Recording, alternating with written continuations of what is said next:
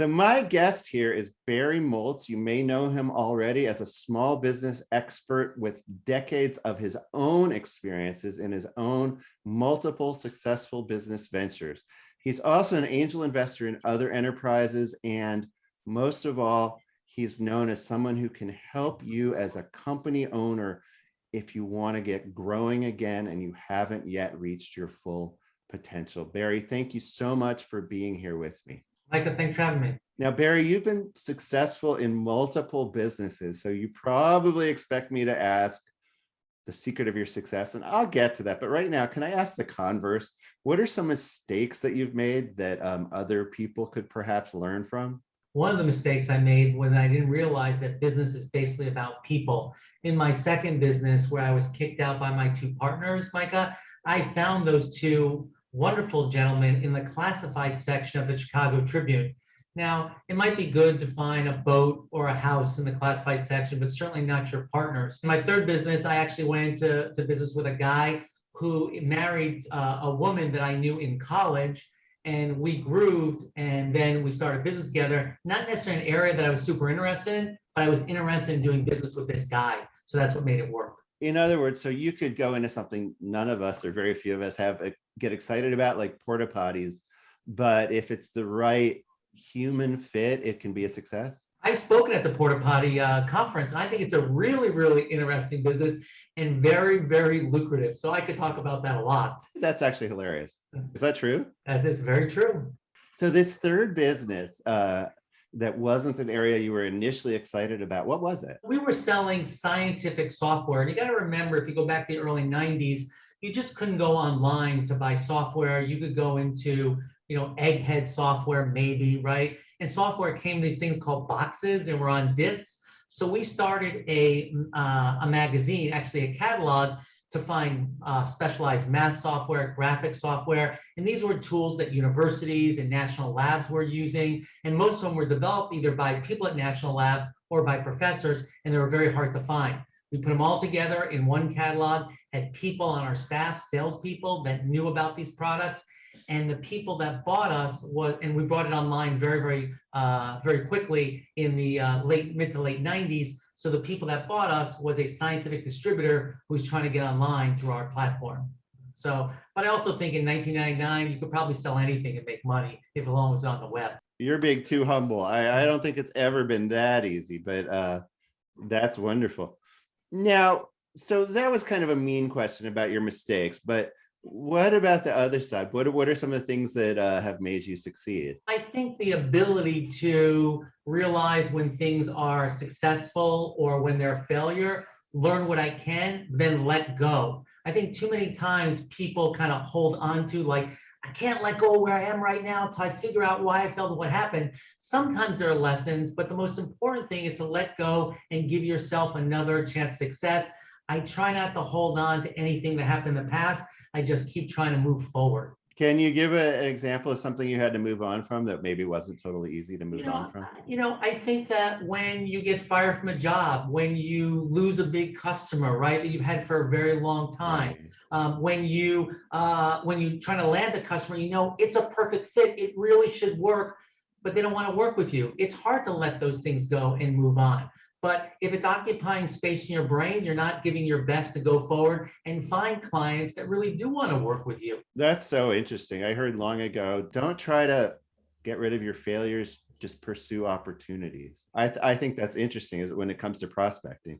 We get tied down by, I'm sure you've been in a situation where you have a conversation with someone and they say they want to do business with you. And it's a really big opportunity. You get really excited. They say they're going to start next week. And then you call them and you don't hear from them. Then you email, you don't hear from them. You're still thinking you're going to do business with them, but they've moved on, and actually holds you back from going out and getting more business because you think this business over here is going to come through, and it's not. You got to really let go. There are people that will buy what you're selling. You just got to find it. I think that's really good advice. Now, we are in an unusual moment in history where we're sort of past COVID, but maybe we're not. Are there particular opportunities related to our current time to be innovative in business? Well, of course. I mean, a lot of the innovations really happened during very difficult times. I mean, I don't believe that anything really changed during COVID. Things just really sped up. I mean, e-commerce was coming along, contactless payment was coming along. It just now sped up. And so there's definite opportunities right now, especially in the area of how do you find and retain people? That's probably one of the most difficult things that we have. And so people really have to work on their culture so people don't go look for something else, especially when you can't have everybody in the office. It makes culture really difficult. How do you have a successful, cohesive culture, Micah, when you can't see everybody? It's different. People in the office, and you want to have some kind of fun event, or you have a money machine in your office where people get in and just grab whatever money they want. But it's hard to do that virtually. So what would you suggest as far as try? I mean, I guess one of the things is just to pay extra attention to it. But do you have any other suggestions for culture when we're all spread out like this? I think you have to realize that people are having a difficult time. They're worried. They're worried about their personal health. They're worried about their health of their family members. So take some time, especially when you connect with people. And I think video is a good way to do it every single week. And really start by saying, so Micah, how are you doing? And listen for the answer and talk 3 or 4 minutes about that before you jump into whatever the business is. Get to know the person as a whole and show that you care. Because remember, people leave companies and they stay with companies because of the people mostly, right? People leave companies mostly because of their boss, right? Not because they found another opportunity that maybe is paying a little more money. They're not happy for whatever reason. We've got to make sure that we understand that people are very fragile now, and you've got to take a minute to really care about them, but really care, not just say you care. I think that's fantastic. Now, moving on from employees to customers specifically, do you think the customer experience is particularly important these days? Absolutely, because I believe that the truth is, whatever you're selling, a product or service, pretty much people can get anywhere. The only sustainable competitive advantage is really the customer experience. And I know, Micah, you've been talking about that for decades, right? And that's really true. As a small business, the only advantage I really have is the experience that I deliver to the customer. Now, it's not customer service because that's more reactive. It's at every single time you have a touch point with the customer, you come in contact with them, what's that experience like? People has been shown they will pay more money for a better experience, something that's more valuable. So it shows that if you put the time and effort into it, you don't have to be the low-cost producer or the low-cost deliverer, because to me, for a small business, that's a race to the bottom. When you hear everyone talking about frictionless experience and so forth, it sounds to me like you're saying something different, which is sometimes they do want the human element. Are you saying that? I think they want a personalized element. I don't know if it always has to be a human element. So for example, I mean, Amazon started this a long time ago. When I log on to Amazon, they call me by name. They call me Barry, right? They know what I bought in the past. They know what I might want to buy. That's so weird. They've been calling me Barry too. Exactly. So I give you some of my cookies, right? So people want to have a frictionless experience because they want to communicate and buy from you the way they want to do it. Do they want to buy from you through your website? Do they want to buy from you through Facebook or some other kind of social media? They want to buy from you on the phone. How do they really want to do it? Do you want to get delivery through your restaurant from a delivery service or directly for them? However they want to communicate with you, that's the way they want to do it. And you have to be open to that. That's frictionless, and it's got to be personalized. I was just so surprised, Micah, the other day. I was wondering where my Amazon order was, and I clicked the button to track it, and it shows a map. It says out for delivery, and it shows where the truck is, and it says 3 more stops till we get here. Here's the approximate delivery time. Oh my God, that blew me away. The introduction to my book was done by the CEO of SafeLight, and he initially did a completely automated thing as far as where the driver is, but he found that his drivers wanted more. Well, they're not just drivers, but they're technicians who install the glass. They wanted more control, so he changed it up a little bit. So the technicians will hit the button saying, "Now I'm leaving from this job."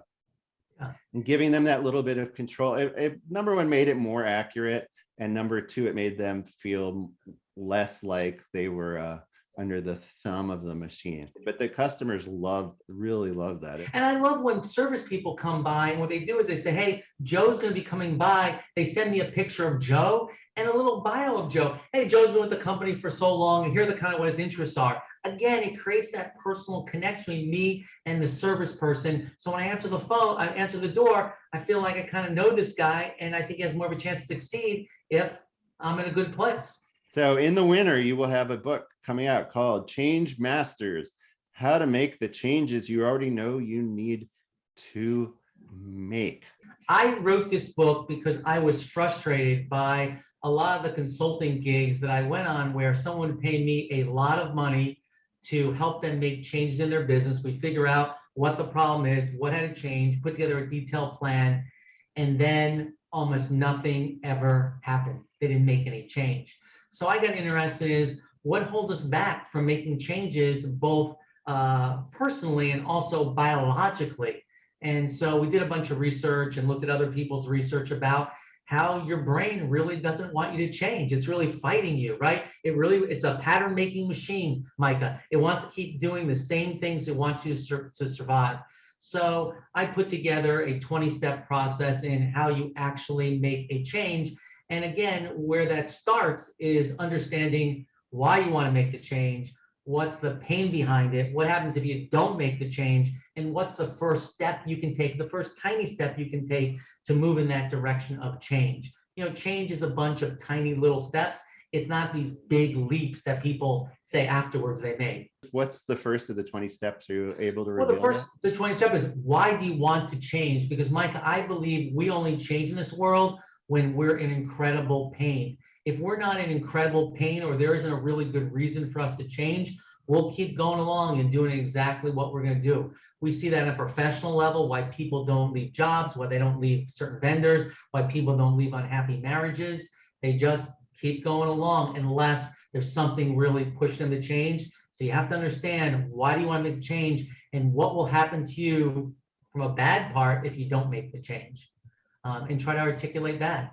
Really? You don't think people change ever because they see an opportunity? But there's got to be a reason that they want to. I mean, listen, I think some people do, Micah, right? Obviously, there are some people do, but I think the majority of people are reluctant to make changes, especially in business. If you've already been successful at something or have had enough success, you're afraid to take that risk and go do something else. It gets kind of scary. I mean, look at businesses like, Blockbuster Video that could have gone into the disc or the digital before Netflix. They could have bought Netflix, but they had the golden calf, right? And the same thing with a lot of these yellow page vendors. They could have gone into the web and search and things like that, but they were printing money. So it's hard sometimes to make changes if there's no pain. Can you talk about tech for a second? How important tech is to the small business owner and to these consulting clients you really wish would make some positive changes, and also to your own businesses? I think it's of critical importance, because I think having the right technology that allow you to do a lot more and service your customers better. It used to be that providing a great customer experience used to be based on throwing people at the problem. You stay at these very fancy hotels, they got a lot of people to take care of you all the time. We used to fill up for gas, and the guy used to run out in his uniform and used to, clean the windows and change the oil and things like that. Now we can use technology to create a personal experience. So for example, let's say that you have an appointment, and so you automatically get a text saying, hey, you have a dinner reservation coming up tomorrow. Do you want to confirm, or do you want to cancel it? Or the service guy is going to be at your home in 1 hour. Do you want to confirm it? So we have all these things that make it a lot easier. Also, when I talk to a customer, I can write down on a CRM what I talked to about last time.